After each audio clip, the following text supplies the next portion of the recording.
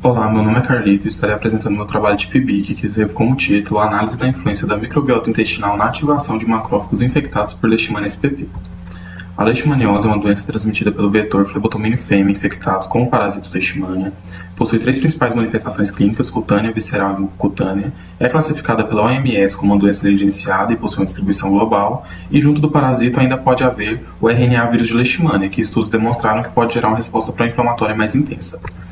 A microbiota intestinal é constituída de diferentes bactérias que influenciam no desenvolvimento e na progressão de algumas patologias. Estudos passados demonstraram que a microbiota do vetor é capaz de modular o sistema imune do hospedeiro, e sabemos que a leishmaniose está intimamente ligada a esse sistema, por mecanismos ainda não compreendidos, o que motivou o nosso estudo. Para tanto, realizamos a cultura de macrófagos, parasitas e bactérias, com posterior co-cultivo de células com as bactérias e infecção das células com diferentes cepas do parasito. Fizemos a coleta de material 24 a 72 horas após a infecção, dosamos as citocinas e fizemos uma posterior análise estatística. No grupo infectado com Leishmania amazonensis, vimos que a produção de TNF no período de 24 horas foi menor no grupo co-cultivado com Escherichia coli, e no período de 72 horas não houve diferenças estatísticas significantes.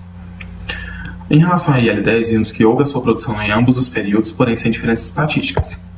Em relação a IL-6, vimos que não houve a sua produção no período de 24 horas, exceto nos grupos co-cultivados com Escherichia coli e Enterococcus faecalis, porém sem diferenças estatísticas, e no período de 72 horas houve a sua produção, exceto nos grupos com co-cultivo de Lactobacillus casei e Bifidobacterium longo, que permaneceram sem a produção da citocina.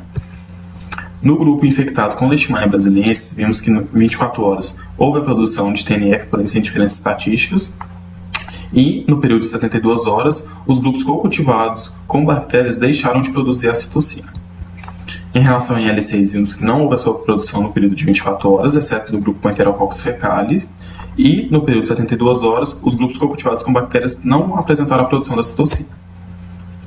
Em relação à Leishmania guianensis 1398, que foi a espécie com a presença do LRV, vírus de Leishmania, vimos que a sua produção de TNF no período de 24 horas foi sem diferenças estatísticas, e no período de 72 horas, os grupos co-cultivados com Lactobacillus acidófilos e Bifidobacterium longo apresentaram a menor produção de TNF. Em relação a IL-6, vimos que não houve a produção nos grupos co-cultivados com bactérias no período de 24 horas, porém sem diferenças estatísticas, e no período de 72 horas houve a produção da citocina, porém sem diferenças estatísticas. Em relação a IL-10, vimos que não houve produção nos grupos co-cultivados com bactérias, sendo essa diferença estatisticamente significante, exceto no grupo com Escherichia coli.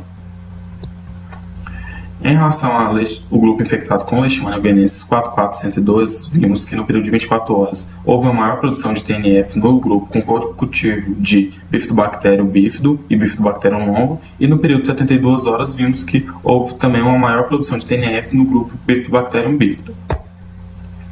Em relação a IL-6, vimos que houve a sua produção, porém sem diferenças estatísticas significantes.